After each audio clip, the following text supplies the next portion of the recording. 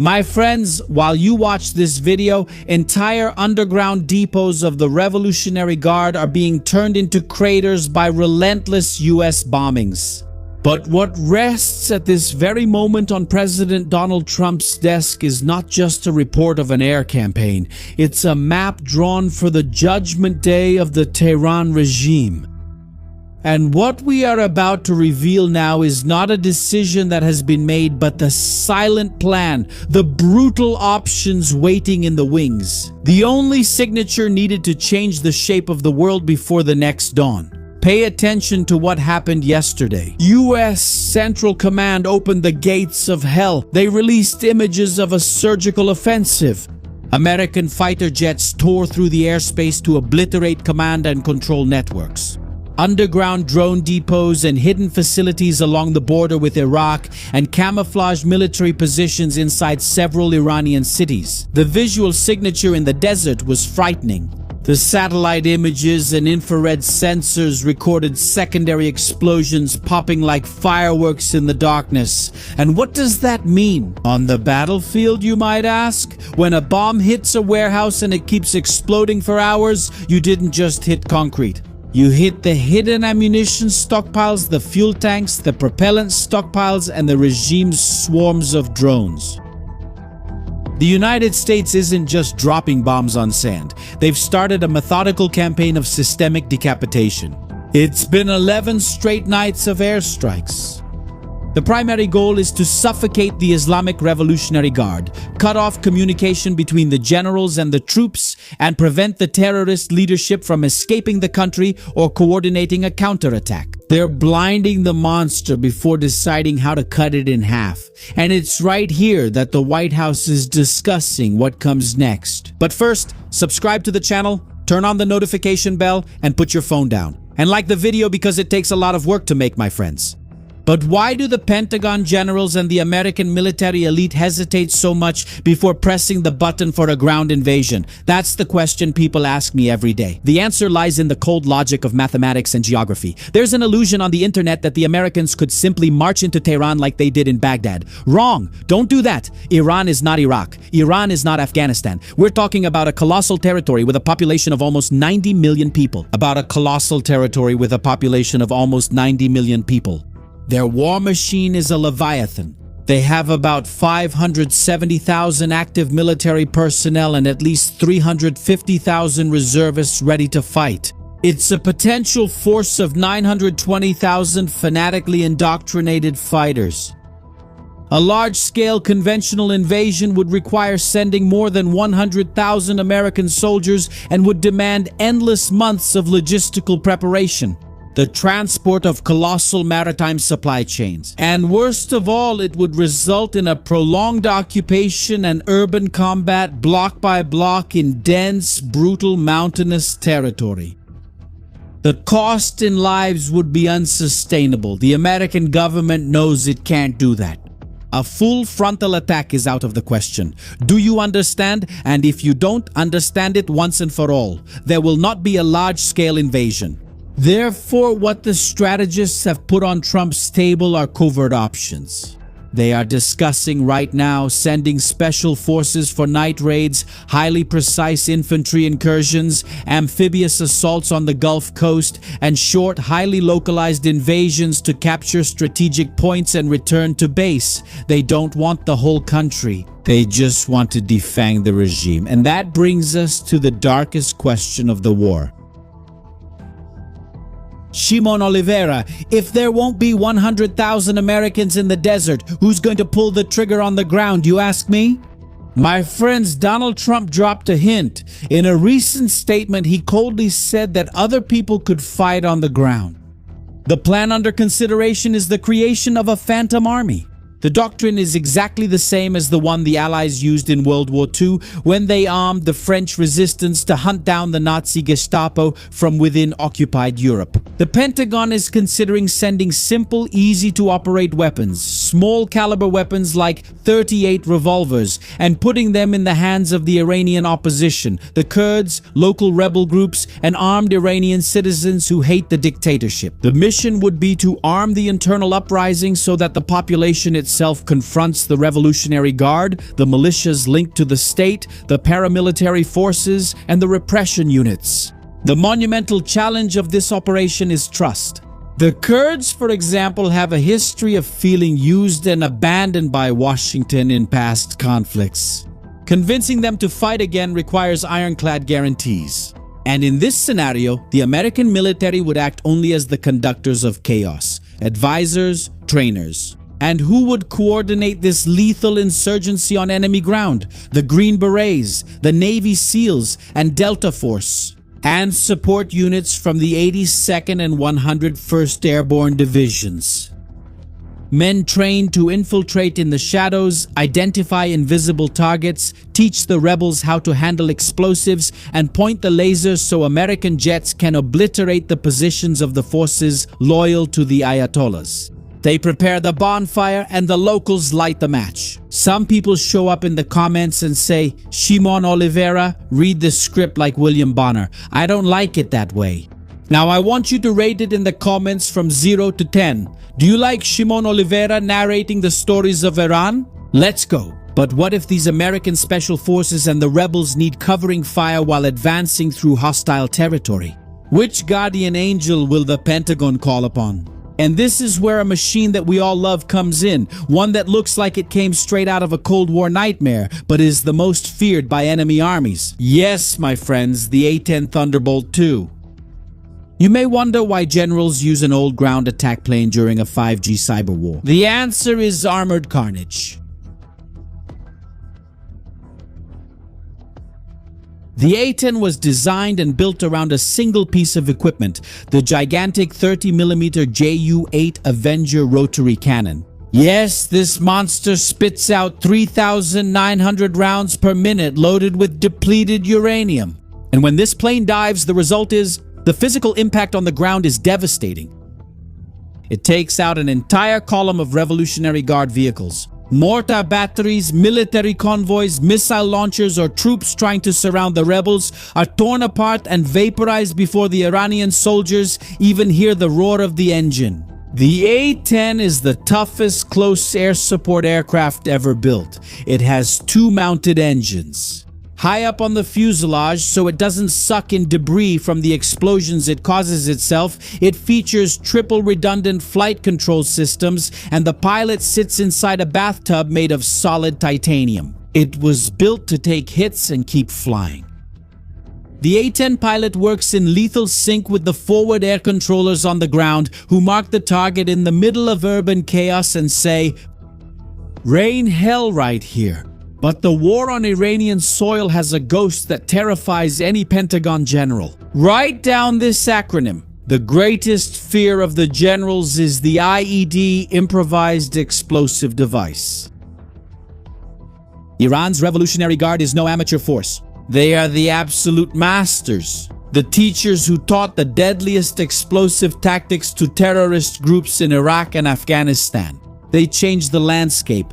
Bombs hidden in the asphalt, kamikaze car bombs, explosives installed in the foundations of entire buildings, wire traps on doors, urban insurgency networks ready to attack any convoy. You must have seen this in Hollywood movies. Well, it's true. For American soldiers and allied rebels, the presence of IEDs turns every kilometer of road into a game of Russian roulette. It's deadly, forcing the advance to be slow, dragged out, and on foot. Advancing by land demands a blood toll that the Americans don't want to pay and can't afford to pay. But to mitigate the risk of being shot down by portable missiles fired from the rooftops of Tehran, the new military doctrine won't send the A-10 in alone.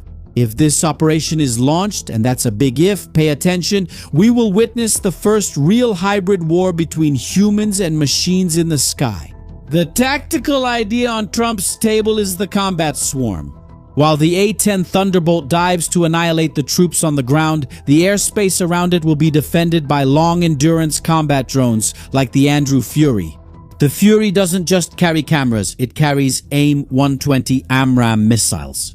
This creates layers of death in the Iranian sky. The A-10S pulverized the ground. Brrr! Fury drones hunt helicopters or enemy fighters. The American F-15S and F-16S maintain cover up high in the stratosphere. Autonomous systems scan enemy radars, and smaller mini-drones sweep the streets, monitoring the terrain ahead of the troops. There's even an evaluation of a system called Thunder, a pod that launches swarms of mini-drones to intercept missiles approaching the mother aircraft, creating a metal shield around the American planes. They want to sweep Iran without losing the only $80 million pilot. It sounds like a movie scene, doesn't it? But that's what's on Donald Trump's table. Now, to liven up our chat and our comments, type this. But now it's time to get real, because Intelligence analyst Mike Baker put his finger on the strategic weak spot. Just shooting into the sky doesn't bring down the Ayatollah, although the Ayatollah was actually eliminated by a missile that came from where? It came from the sky, but that's not what we're talking about. They are fanatics. Are they willing to lose their own country just to stay in the palace? To destroy the regime, you need to cut off the flow of money. Absolute economic suffocation is the #1 option on the table. The discussed plan involves unprecedented severe sanctions, relentless naval blockade in the Persian Gulf, the destruction of port capacity, and the surgical removal of all sources of funding for the regime. The main target in this chess game is the capture or neutralization of Kark Island, and if you follow me here every day, you've already heard about this island. If you take or isolate Kark Island, you cut the jugular of Iran's oil exports. The money dries up, the regime can no longer pay the Revolutionary Guard, and the guns turn on the leader. To put the government in an impossible bind, Trump did not use closed-door diplomacy. He went to his social media platform and dictated a new rule of retaliation that is cold and automatic. From now on, if Iran attacks an American or allied ship in the Strait of Hormuz, the response will not be to sink an Iranian boat. The American response will be the immediate destruction of a strategic bridge or power plant inside Iran. Eye for an eye, ship for infrastructure. This doctrine immediately puts the critical infrastructure of at least 10 vital Iranian cities in the American crosshairs, including Tehran, Tabriz, Bushehr, Bakhsar, Bandar Abbas, and Chabahar. And Trump himself has already let slip to reporters that the infamous Pickaxe Mountain, the underground nuclear enrichment network that is impossible to access, is very much on their radar. The pressure is monumental, my friends. The real problem, acknowledged by strategists, is that by cutting off the economy like this, Iran's civilian population will plunge into a terrifying humanitarian crisis. And pay attention, the system tries to censor and downplay dense tactical analyses like this all the time. They come here and say, Shimon Oliveira, stop shouting. Shimon Oliveira, I hate the way you talk. That's why I'm running for the Ibeste Award in the political influencer category. And we need to show them the firepower this community of elite analysts has. Now I'm asking for your vote. The link you need is in the description and in the first pinned comment. Vote now, because we've already moved up from the 44th position and we're in first place, and we need to stay there. Look at the mission we have, huh? We need to stay in first place until next Tuesday, the 28th, which is when the ranking happens and we move on to the next stage. Yeah, so vote every day to make sure we stay in first place. My friends, war is not a video game. It's not about colorful targets on a screen. War is flesh, bone, mourning, and coffins covered with flags.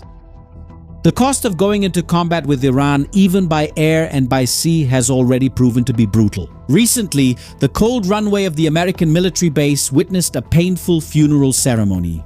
President Donald Trump was there, standing at attention, saluting the bodies of 4 young American soldiers taken by the conflict, returned to their families in sealed coffins. First Lieutenant Tyler James, Private Isabella Gonzalez, Sergeant Angel Hamsad, and Sergeant Michael Emmanuel Swinton. They paid the ultimate price for freedom. This ceremony is the bitter proof that the scale of the conflict, especially any ground invasion, will drown American soldiers in a sea of blood.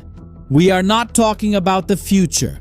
We are dissecting the files and confidential plans that are currently in the top drawer of the commander of the most powerful armed forces in the world. And faced with these extreme options and surgical incursions by special forces, the suffocating capture of Karg Island to drain the money, the tactic of arming Iranian citizens with rifles to start a bloody civil revolt, or the unrelenting bombing. With the firepower of the A-10 Thunderbolts and AI swarms, there is no easy way. Which of these routes will Donald Trump be cold-blooded enough to sign and execute first? The clock in the Middle East is ticking. Leave your verdict as a true strategist in the comments section now. What is the inevitable attack plan? To force the algorithm to recognize the lethal weight of our operation, go to the comments right now and record the verdict of this analysis. Type the passwords Russian Roulette and Ghost Army. I repeat, Russian Roulette and Ghost Army. Take your position in the trench, because on the battlefield, invisibility is the tactic that keeps the army alive. But in the corporate market, my friends, being invisible is your absolute death sentence. You may have the heaviest arsenal and be undeniably the best at what you do, but if you shoot in the dark and the audience can't see you, defeat is certain. And today, the real front line that defines who profits and who goes broke is people's attention. Today, attention is the most valuable currency in the world. What hurts the most for an entrepreneur is being the best at what he does and still remaining invisible, losing ground to dances and empty memes. I used to think that way, but 15 years ago on radio and television, I understood that authority requires a solid strategy. The game now is media. Take the most recent example of Keymed, a pharmaceutical company, and Havan stores. Both tripled their sales when they understood that they needed to operate as a media company as well. Your identity cannot be outsourced. The time of recording with your phone without the credibility to sell is over. The market demands military-level professionalism. That's why I'm recruiting professionals who are the best, but are still invisible. If you want to break through the bubble, be recognized, and build an empire, forcing the algorithm to work for you. With the machine that generates 50 million views every month here on social media, and all of this monetized in dollars, I created an immersive workshop. On August 16th, I will do this 100% in person at my studio in Curitiba, where I will personally guide you in building your authority with the lethal method. You will understand the game behind the cameras. The QR code is on the screen, secure link in the description and in the pinned comment. And I'm ruthless with the numbers, and you know that. There are only 5 seats left. Once the last spot is taken, the steel door closes, and then you'll have to wait.